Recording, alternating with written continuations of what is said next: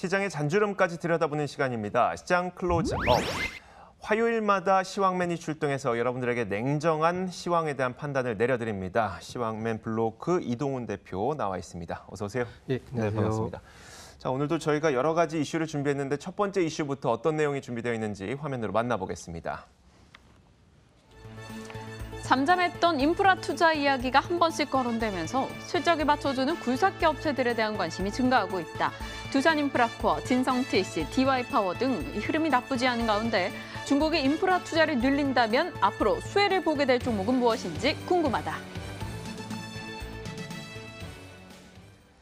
자, 먼저 현상부터 한번 판단해 보도록 하죠. 요즘 그 주가 흐름이 나쁘지 않은 기계철강 화학주들 왜 오르고 있는 거라고 보세요? 예, 중국에서 이제 아무래도 내수 시장을 좀 확장시켜야 되고 개발해야 또 소비가 늘어나거든요. 네. 이런 부분들 때문에 이제 인프라 투자를 좀 확대하겠다 이런 정책이 발표가 됐죠. 근데 이게 이제 정책의 진정성도 좀 봐야 되는데, 그러니까 단발성이 아니라 추세적으로 계속 밀고 나갈 가능성이 높아졌습니다. 최근에 이제 미중 간의 무역 갈등이 불거지고 무역 갈등 속에서 중국이 미국에 수출을 많이 하는 거는 현실적으로 어려워질 수도 있다. 그렇게 될 그렇죠. 경우에 네. 중국 경제가 또 타격받는 상황도 염두를 할 수밖에 없게 됐거든요. 그래서 이런 부분에 내수 시장을 확대시켜 나간다면 일정 부분을 또 커버할 수 있게 되는 거고, 또 중국 입장에서는 중국의 내수 시장 키워 나가야지 다른 나라들이 또 중국에 많이 수출하게 돼야 되면서 네. 갑의 위치가 될 수 있거든요. 네, 네. 그래서 이런 기반을 만들어내기 위해서는 결국 이제 인프라 투자부터 시작을 해서 점진적으로 또 내수 시장까지 키워 나가는 그런 정책을 하게 될 겁니다. 근데 주식시장에서 가장 좋아하는 게 정책이거든요. 네네. 그러니까 가장 큰 재료, 가장 지속성이 있는 재료를 정책으로 봐야 되는데 뭐 이런 부분들이 이제 불거지다 보니까 최근에 이제 관련된 산업들이 주가가 올라가는 그런 흐름이 나오고 있습니다. 그 정책이 주가의 상승을 계속 끌고 올라가기 위해서는 그 기대감이 계속 연장선이 이어져야 되는 거잖아요. 예. 안 그러면 우리가 실적이 실제 발표될 때까지 기다려야 되는 거니까. 예. 그러면 이 내용들은 어떻습니까? 기계철강 화학주들이 앞으로도 쭉 좀 더 갈 수 있을 것으로 보세요? 근데 이제 우리가 잘 보면 이게 이제 중국에 국한된 이야기가 아니거든요. 네네. 그러니까 트럼프 대통령도 올해 초에 대규모 인프라 투자 관련된 이제 정책을 발표한 적이 있었거든요. 그러니까 미국과 중국 간에 이 정책이 좀 겹치는 그런 부분들이 있습니다. 사실 국내에서 SOC 투자라든가 이런 부분들이 좀 주춤해 있는 그런 상태인데 미국에 이어서 중국까지, 그러니까 G2 국가들이 전부 다 인프라 투자를 좀 강화를 한다라면 네. 뭐 국내 기업들 같은 경우는 관련해서 또 수출을 실질적으로 할 수 있다라고 볼 수 있거든요. 그리고 이게 정책이라는 게 단발에 그치는 게 아니라 보통 1년 단위로 끊어지는 게 아니라 몇 년을 두고 계속해서 좀 그렇죠. 자금이 투입이 되거든요. 네. 그래서 장기적으로 수출을 할 수 있는 기반이 만들어졌다. 실제로 매출이 나올지 여부는 좀 불투명합니다만은 어쨌든 장기적인 재료가 만들어졌다라는 점에서 투자자들은 계속 기대감을 갖고 뭐 매수해 나가는 그런 흐름이 나올 수 있을 가능성이 높습니다. 네, 알겠습니다.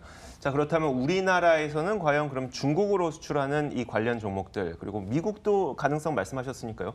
미국으로도 수출 가능성이 높은 관련 종목들 어떤 것들이 있다고 보세요? 그러니까 우선 이제 우리가 대표적인 기계, 중장비 하면 두산인프라코어, 네네. 이제 거기에 이제 공급하는 업체가 또 진성TC 이런 게 있고 또 뭐 이렇게 구멍 같은 걸 뚫는 작업을 많이 해야 되는데 이게 또 YG원이 또 이런 네네. 불링 만들어내거든요. 또 이제 여기하고 또 우리가 한 발짝 물러서 생각을 해보면 이런 소재들을 또 실어 날라야 또 이걸 갖다 수입하고 수출하고 해가지고 또 그걸 그렇겠네요. 개발을 하거든요. 네. 실어 날른 사람이 해운업종입니다. 그래서 네. 해운업종도 여기에 좀 포함이 되거든요. 그래서 기계라든가 중장비, 그러니까 기계 주장비 같은 말이 되겠습니다만 여기 외에 해운업종 이런 쪽도 폭넓게 좀 관련주로 우리가 분류를 해볼 수 있습니다. 네.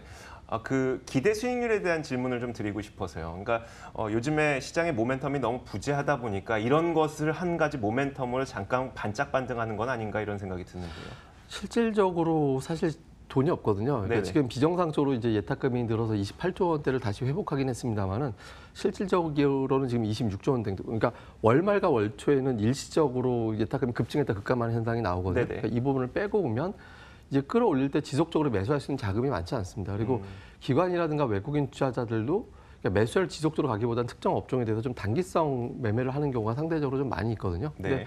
그 앞서 말씀드린 대로 이와 같은 재료 자체는 인프라 투자라는 게 오래 반짝하는 게 아니라 계속해서 정책이 나온 게 보면 뭐 지방 정부에 대한 보조금 정책이라든가 중소기업들에 대해서 이제 대출 받을 때 이자를 감면해 준다든가 이런 어떤 정책이 뒷받침되면서 장기적으로 가겠다는 게 네네. 보여지고 있거든요. 그래서 단기 큰 상승 위에 숨고르기 이후에 재차 추세적으로 이제 상승 시도할 가능성이 좀 높아 보인다. 우리가 이렇게도 볼 수 있겠습니다. 네, 알겠습니다. 자, 저희가 수혜를 받을 수 있는 종목들까지 언급을 해드렸습니다. 자, 이어서 두 번째 이슈도 준비가 되어 있는데요. 어떤 내용일지 이 내용도 화면으로 확인해 보도록 하겠습니다. 단기간에 그칠 줄 알았던 미국 기술주들의 하락이 계속 이어지고 있다. 넷플릭스, 페이스북, 트위터까지 믿었던 미국 기술주들의 예상 밖 실적 부진에 나스닥 출렁임이 확대되고 있는데 덩달아 불안해지는 국내 기술주, 삼성전자, SK하이닉스, 좋은 실적을 내놓고도 올라서지 못하고 있는데 어떻게 해석해야 될까?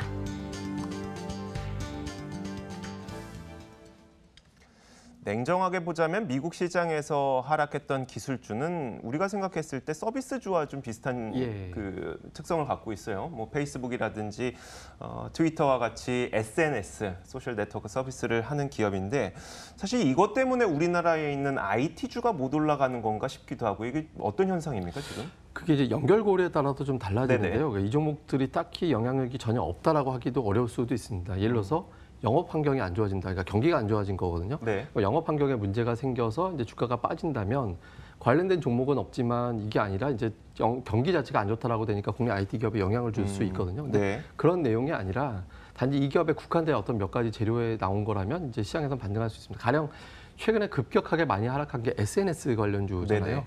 그러니까 페이스북이라든가 트위터라든가 이런 종목이 많이 빠졌는데 내용을 뜯어놓고 보면 페이스북 같은 경우는 이제 유럽 지역에서 보안에 대해서 강화를 좀 해야 되기 때문에 인력을 한 2만 명 정도 더 뽑아야 되는 거기 때문에 네.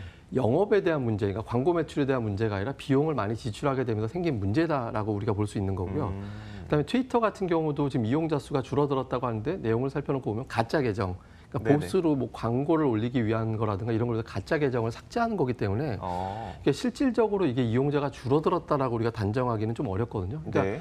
실제 그러니까 영업 환경이 줄어드는, 그러니까 광고 매출이 줄어들어서 기업들이 지출을 안 하는 환경이라면 국내 IT 기업들에 영향을 주겠지만 네. 이건 내용 보면 전부 다 이제 보안 강화하기 위해서 비용 지출. 이건 사실 어떻게 보면 고용 증가로도 해석해 볼 수 있는 부분이거든요. 네네. 그다음에 뭐 트위터 같은 경우도 가짜 계정 삭제하는 건 사실 실적과 그렇게 크게 연관 있는 건 그렇겠죠. 아니거든요. 그래서 오히려 건전하게 가겠다라는 거기 때문에 이런 요인 때문에 하락한다라면 뭐 국내 시장에는 그렇게 크게 영향은 없다라고 봐야 됩니다. 그렇게 긍정적으로 바라볼 수도 있겠지만 또 일부에서는 그렇다면 저커버그는 왜 팔았냐? 예. 그렇게 그 별 문제가 아니라면 그 창업주가 왜 팔았냐 이런 얘기도 나오니까요. 근데 이제 지분을 많이 올라갔을 땐 투자 비용을 확보하기 위해서 이제 대주주들이 가끔 이제 매도하는 네네. 경우가 있거든요. 특히 이제 페이스북도 그렇고 최근에 고점에서 좀 밀리는 종목들, 페이스북, 아마존, 마이크로소프트 이런 종목들이 전부 다 가장 최근에 사상 최고가를 경신을 한 상황이었거든요. 네네. 그래서 주가가 올라갔을 땐 새로운 사업에 투자하기 위해서 일부 지분을 매각하는 경우가 좀 많이 있습니다. 그러니까 경영권에 훼손을 줄 정도의 사안이 아니라면 국내 같은 경우는 대주주들이 터무니없이 지분을 다 매각하는 경우가 좀 있잖아요. 네네. 그러니까 그런 형태의 매각한 게 아니기 때문에 이건 투자 자금 확보라는 측면에서 본다라면 뭐 주가에 그렇게 민감하게 반응할 정도 사안은 아니었다라고 보여지고요. 다만 이제 그보다는 현재 수치로 놓고 봤을 때, 그러니까 이게 어떤 분이 그런 표현했었는데 도대체 어디까지 성장해야 되냐, 이게 성장주로 분류가 되잖아요. 네. 근데 성장은 어느 정도 하고 있는다라고 봐야 되는데 도대체 얼마만큼 성장을 해야 시장이 받아주겠느냐. 그러니까 네네. 이 성장률이 20%를 기준으로 볼 거냐, 15%를 기준으로 볼 거냐. 근데 네네.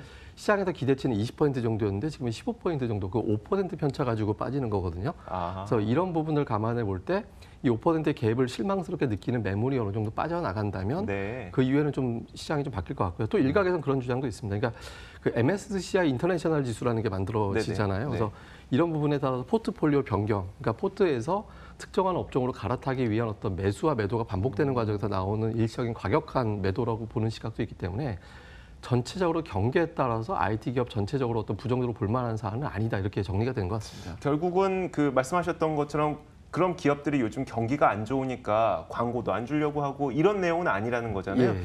말하자면 그 정도로 경기가 안 좋은 건 아니니까 국내에 있는 IT 업체들에게도 악영향은 좀 적다고 보시는 것 같네요. 그러니까 최근에 실제로 미국 증시 보면은요, 그러니까 네. 이게 종목들이 좀 바뀌고 있습니다. 그러니까 기존에 우리가 보통 그냥 쉽게 얘기해서 소프트웨어, 그러니까 프로그램 개발해서 그 프로그램 기반으로 해서 인터넷 기반으로 사업을 하는 업체들의 네네. 주가가 가장 강했거든요. 네. 근데 그거에 비해서 하드웨어, 예를 들어서 반도체라든가 반도체 장비주들 같은 경우는 연초 대비 최근의 흐름은 그다지 좋지는 않았었거든요. 근데 최근에 주가가 하락하는 과정에서 보면 뭐 페이스북이라든가 넷플릭스라든가 아마존은 상대적으로 좀 덜 빠졌습니다. 그런 네네. 트위터라든가 이런 종목들의 급락에 비해서 반도체라든가 장비주들은 상대적으로 견조한 모습들이 나타났거든요. 그래서 이걸 연결고리로 놓고 본다면 뭐 우리나라하고는 그렇게 크게 민감하게 작용하는 사항은 아니었다라고도 봐야겠습니다. 알겠습니다. 그런데도 불구하고 우리나라에서 삼성전자와 SK하이닉스가 못 오르는 이유는 뭐라고 생각하세요? 이거는 이제 시기적으로 네. 원래 이제 삼성전자 실적 발표할 때 되면 자연스럽게 그 시기에 맞춰서 나오는 매물이 있습니다. 그러니까 네. 전통적으로 보면 삼성전자가 실적 발표하는 당일에 주가가 아주 강했던 사례가 없거든요. 네. 그리고 오늘 잘 보시면 삼성전자 배당이 나오긴 했는데 자사주 매입 같은 정책이 또 없었거든요. 그러니까 최근 들어서 보면 삼성전자가 계속 자사주 매입은 빠지고 배당이라든가 이런 정책 중심으로 나오잖아요. 그래서 이런 부분들에 대해서 실망하는 사람들, 그리고 또 한 가지는 앞서 말씀드린 대로 특이하게도 삼성전자만큼은 실적 발표하는 날 팔겠다라고 하는 매도가 과거부터 반복적으로 나왔었거든요. 그래서 네. 뭐 자연스러운 어떤 현상으로 봐야 되기 때문에 삼성전자 하락이 미국의 IT 기업들의 주가 부진으로 반드시 연결지어 볼 필요는 없는 것 같습니다. 하지만 우리에게는 아직도 걱정이 될 수밖에 없는 게 한국에 있는 IT 그 대형주를 중심으로 파생되어 있는 또 부품주, 장비주들도 굉장히 많으니까요. 그럼 이 종목들도 사실 최근 들어서 주가 움직임 별로 좋지 못하니까 어떤 것들이 좀 생겨나야, 어떤 시장 환경이 좀 변화가 돼야 이들이 좀 다시 한번 힘을 낼 수가 있을까요? 근데 지금 최근에 잘 보면요, 그러니까 변화가 좀 있습니다. 그러니까 예를 들어서 그 IT 장비주들 쪽에서 디스플레이 관련주들이 상당히 급등을 했거든요. 네네. 그러니까 AP 시스템이라든가 원익테라 세미콘 같은 경우는 뭐 10%, 20% 단계에 이제 급등을 좀 했고요. 그다음에 반도체 장비주들 중에서도 최근에 뭐 하루에 9% 이상 올라가는 종목들이 나오고 있는데 네. 이 재료가 삼성전자 투자, 하이닉스, SK하이닉스 15조 원 투자 이런 재료들이 나왔거든요. 그래서 네. 이 재료에 대한 어떤 구체적인 스케줄이 나온다면 대외적인 어떤 변수, 뭐 팡 종목이 하락하는 거에 대한 어떤 변수보다는 이 안에서 어떤 투자 수혜라는 점 때문에 오히려 더 부각이 될 수 있기 때문에 이 부분을 오히려 좀 주목을 해봐야 될 것 같습니다. 실제로 최근에 보면 이제 외국인들의 움직임 자체 또는 기관의 움직임 자체가 우리가 앞서서 중국 얘기도 했습니다만 네. 중국 관련주에서 주로 봤던 게 이제 엔터주였는데 지금 중국 인프라 쪽으로 넘어갔죠. 그러네요. 그다음에 IT도 대표적으로 IT에서 유일하게 강한 게 사실 MLCC였거든요. 네네. 삼성전기, 뭐 사마콘덴서 이런 거였는데 여기서 최근에 아주 많이 빠지니까 3분의 1 토막 난 종목들이 반등하거든요. 네. AP 시스템, 원익테라 세미콘, 그러니까 이런 쪽으로 넘어가고 있기 때문에 시장에서 좀 많이 빠진 종목들 쪽으로 좀 많이 선호하고 있는 것 같습니다. 그게 참 걱정이 되는 게 사실 그 디스플레이 종목 가운데 LG 디스플레이의 예. 경우에도 거의 제가 알기로는 자산 가치 대비해서 주가 수준이 거의 글로벌 금융 위기보다도 더 많이 떨어진 걸로 저는 예. 이제 확인을 했었거든요. 그런 종목들이 올라갔단 말이에요. 그러면 이런 종목들은 사실 멀리 봤을 때 장기적으로 아주 기대감이 높기 때문이 아니라 시장 모멘텀도 없고 뭐 딱히 상승할 만한 종목들도 없는데 그냥 단발적으로 기술적인 상승 아닌가 싶기도 해서. 우리가 이제 그림을 한번 보면은요. 그러니까 한 3, 4년 전에는 LCD 점유율을 보면 우리나라가 더 높았거든요. 네네. 근데 지금 LCD는 중국이 더 높습니다. 네. 근데 OLED 같은 경우 우리나라가 완전히 이제 독보적이죠. 근데 네네. 일본의 업체 하나 정도가 이제 생산을 하고 최근에 중국이 따라잡으려고 투자를 하거든요. 근데 중국의 업체들의 국내 디스플레이 업체들이 공급을 하고 있거든요. 네네. 그러니까 예를 들어서 LG 디스플레이 모멘텀이 떨어지는 상황이 된다면 그게 OLED 점유율이 빠지는 건데 네. 그만큼 중국 업체들이 발주를 하는 상황으로 바뀌게 되거든요. 네. 그래서 물론 차이는 있습니다. 그러니까 LG 디스플레이 대비 중국 업체들이 그러니까 이익률을 굉장히 좀 박하게 주는 편이긴 하거든요. 그렇죠. 네. 그렇지만 이제 중국에서 어떤 물량 자체가 우리나라하고 또 규모가 좀 다르게 발주할 수 있기 때문에 그러니까 이런 부분들 감안을 해본다면 이 중국에서 어떤 발주 현황까지 좀 살펴봤을 때는 좀 어느 정도 주가가 올라갈 수 있는 기반을 만들어 나갈 가능성이 높다라고 보고 있습니다. 알겠습니다. 자, 저희가 시장이 어떻게 흘러가고 있는지에 대한 판단을 내려봤습니다. 이제 앞으로 어떻게 될지도 이야기를 나눠봐야 되겠죠. 다음 이슈로 준비가 되어 있습니다. 만나보시죠. 지속된 악재였던 미중 무역 전쟁, 미국 금리 인상 이슈는 잠시 잠잠해진 지금 이제 8월을 앞두고 있다.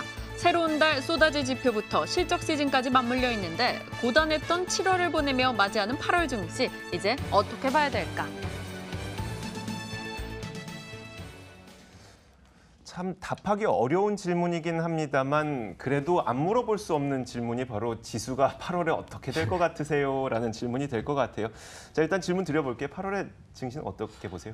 예, 그러니까 초반 고비만 넘어가면 이제 좀 완만한 반등 정도는 시도할 가능성이 있다 이렇게 보는데요. 사실 네. 저는 7월도 그렇게 나쁘게 보지는 않았었는데 이제 무역 갈등이 생각보다 2천억 달러 이슈 터지고 나서 네네. 굉장히 좀 격하게 이제 많이 빠졌었는데 일단 이제 시장에서 관련된 재료가 반복된다라면 거기에 대한 내성은 강하게 확보할 가능성이 높다라고 보거든요. 그리고 또 한 가지는 국내 기업들의 실적이 예상했던 것보다 걱정했던 것보다 네네. 이렇게 나쁘진 않았습니다. 그러니까 이런 부분들 감안해 본다면 뭐 실적 대비 주가가 많이 빠졌다라는 점 그리고 최근에 잘 보면 그러니까 외국인 투자자들이 드디어 월간 단위 순매수로 바뀌었거든요. 그래요? 예, 지금 오늘 현재 900억 정도 순매도입니다만 이 상태로 끝나면 월 단위로 7월에 한 4천억 정도 순매수로 끝날 겁니다. 그러면 1월 이후에 처음으로 외국인들이 매수를 한 건데 사실 네.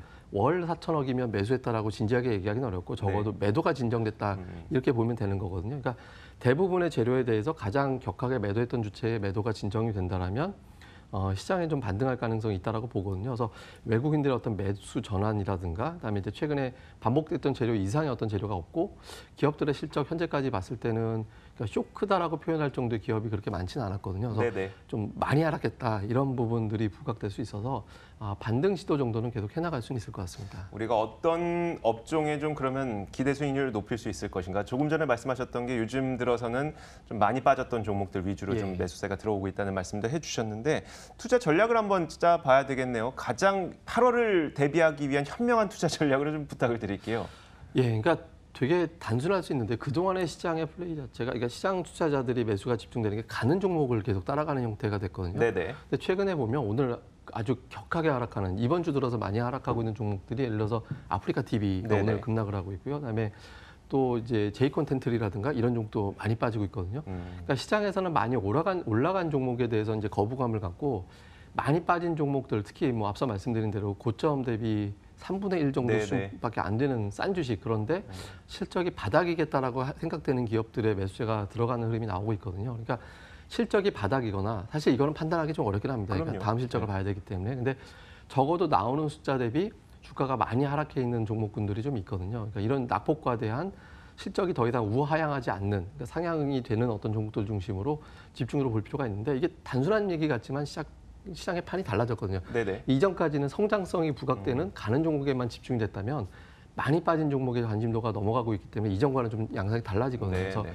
이런 낙폭주에 대한 관심을 좀 가져나가실 필요가 있어 보입니다. 낙폭 과대주들도 업종별로 또 다를 수도 있잖아요. 예를 들어서 뭐 조선업종 같은 경우에는 지금 낙폭 과대했다고 해서 그럼 지금 사시겠습니까?라고 물어봤을 때 선뜻 산다고 말씀하실 수 있는 분은 많지 않을 것 같고 예. 어떤 업종들로 낙폭 과대를 좀 저희가 추격해 볼까요? 사실 이게 제가 뭐 그런 표현을 드리니까 숫자를 봐야 되거든요. 네네. 그러니까 숫자가 확실하게 나오는 섹터들이 좋습니다. 그래서 뭐 앞서 조선 말씀하셨지만 조선 같은 경우는 현재 수주가 최근에 있다고는 하지만 실적 정작 나오는 수치 같은 경우는 적자가 난다든가 적자죠. 네. 이제 또 뭐 미리 뭐 비용을 털었다고 해도 흑자로 확실하게 돌아서 있는 게 아닌데 이게 계속 반복이거든요. 그러니까 이제 이 정도면 다 흑자로 바뀌지 않을까 이런 패턴이 반복되면서 계속 부진하게 나왔거든요.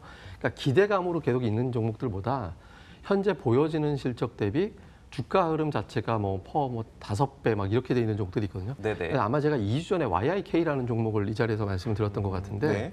그 종목을 말씀드리고 나서 그 종목의 주가는 이제 그 이후에 주가가 이제 증시가 폭락하면서 네. 같이 덩달아 빠졌었는데 최근에 주가가 그 이상 복원을 하면서 올라왔거든요. 그러니까 보여지는 실적 대비 EPS가 600원 정도 되는 기업의 주가가 3,000원대로 빠지니까 네. 매수가 들어와서 끌어올리거든요. 그래서 실적이 보여지는데 주가는 과도하게 싼 산업들. 그러니까 예를 들어서 이게 이제 뭐 말씀드렸던 대로 이제 IT 장비 쪽에 지금 일부 좀 포진이 돼 있고 그다음에 이제 뭐 해운주라든가 이런 기업들 같은 경우는 최근에 BDI가 많이 올라간 거에 비해서 네네. 주가가 상대적으로 덜 올라가 있는 편이거든요.